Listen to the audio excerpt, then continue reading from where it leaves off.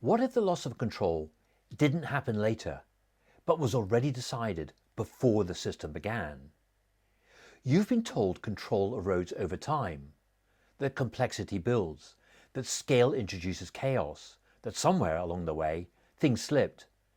But look closer, because what feels like deterioration might actually be something far more uncomfortable. It didn't break. It started like that. AI isn't creating this problem.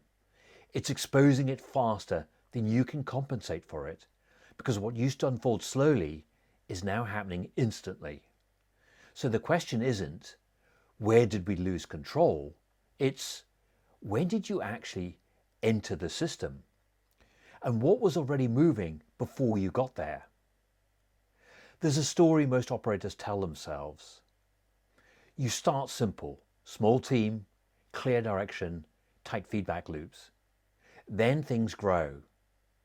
More clients, more stakeholders, more campaigns, more moving parts. Execution scales, communication stretches, alignments begin to wobble. Decisions take longer, clarity gets diluted, things start slipping through, and eventually you're no longer steering. You're reacting, trying to regain control of something that used to feel tight and now feels resistant. So the conclusion makes sense. It got too complex. We scaled too fast. We need better alignment. We need better strategy. And none of that sounds wrong. In fact, it sounds exactly like what you've experienced, which is why it holds, not because it's true, because it's coherent. But coherence isn't causality, because there's one thing that story doesn't explain: why control never fully returns. Even after you simplify, even after you hire better people, even after you realign, even after you bring in expertise that should fix it, it improves, but it never resets. It never feels like the beginning again. And that's the signal most people miss. Complexity may intensify the problem, but in many cases, it isn't where the problem begins. If you're honest, you've probably stepped into something recently that was already in motion. A campaign already live, a direction already set, a system already running. And instead of defining it, you worked around it. The system didn't drift. It started without control.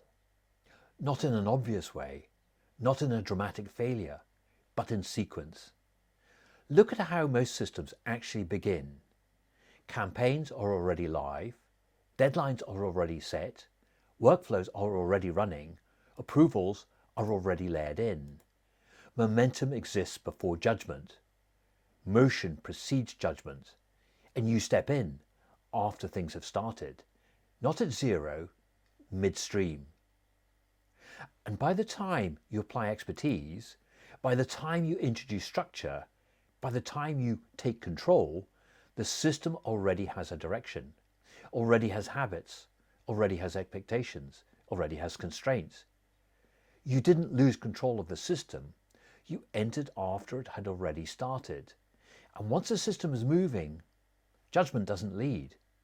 It negotiates, because the sequence was already set.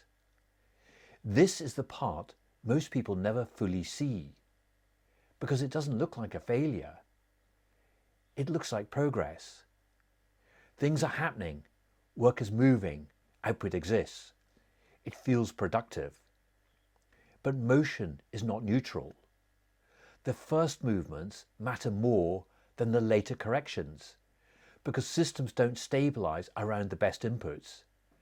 They are stabilized around the first ones. The earliest decisions, even if they're rushed, partial or unexamined, become the foundation. Not because they're correct, because they're early. And once motion builds on top of them, they stop being decisions. They become constraints. You don't revisit them. You work around them. A campaign launches with partial clarity. Now timelines are anchored to that launch. A workflow is set up quickly. Now teams adapt to that structure. An approval chain gets installed under pressure. Now everything routes through it. Each early move creates a path. and every move after that has to respect it, even when it's inefficient, even when it's misaligned, even when you know it shouldn't be that way, because the system is already moving. And motion installs behavior fast, faster than judgment can evaluate it, faster than leadership can shape it, faster than expertise can correct it. And now, with AI accelerating execution, that gap just doesn't exist. It widens instantly. What used to take weeks now happens in hours. What used to build gradually now locks in immediately. So by the time you arrive with clarity, you're not shaping the system, you're operating inside it. Later inputs don't replace the system, they negotiate with it, and that changes everything. Strategy becomes adjustment, not direction. Expertise becomes interpretation, not authority. Leadership becomes coordination, not control. Because you're not early enough to define, you're late enough to adapt. And this is where most teams make it worse. Not because execution is wrong, but because it's entering in the wrong position. They're told the answer is more execution, more output, more content, more movement, faster. But if execution enters before judgment, you're not solving the problem. You're accelerating it. You're reinforcing the very sequence that removed control in the first place, which is why this feels so frustrating. You're not incompetent. Your team isn't incapable. The expertise is real, but the results don't match the input. So you compensate, you fix, you refine, you bring in smarter people, more experienced operators, better strategists, and things improve, but they don't resolve. Because you're adding quality into a system whose direction was set before quality arrived. You're trying to correct trajectory after it's already been established. So you enter loops, fix, observe, adjust, repeat. Each cycle feels productive. Each cycle feels necessary, but the baseline never resets. Because you're not dealing with breakdown in execution, you're operating inside a sequence constraint. Expertise isn't failing, it's missequenced. Effort isn't the issue, entry timing is. And this is why adding more expertise rarely restores control. It improves the negotiation, it doesn't restore control. If you step back and look honestly, you can see it.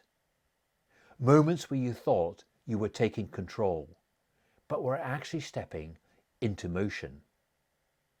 Moments where decisions felt constrained, not because they were difficult, but because too much had already been set. Moments where the system resisted change, not aggressively, but structurally, because behavior had already locked in. And once behavior stabilizes, it doesn't ask for permission. It continues.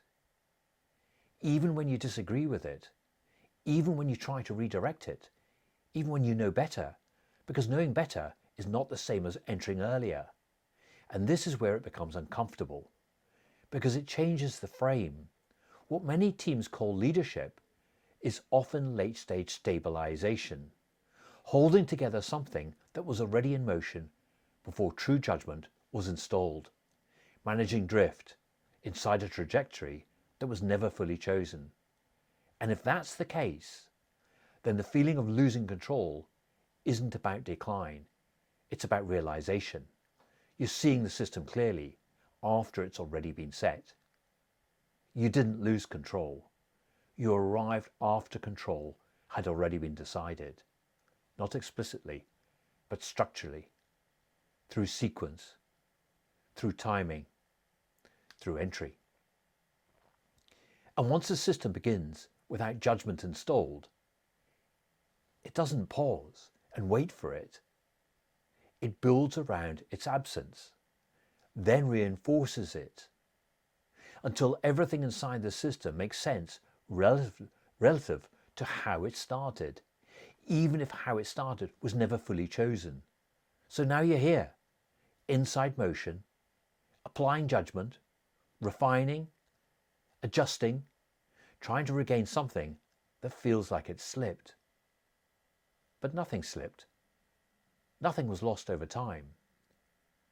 Once motion leads, judgment follows. And when that happens, control doesn't degrade. It was never installed.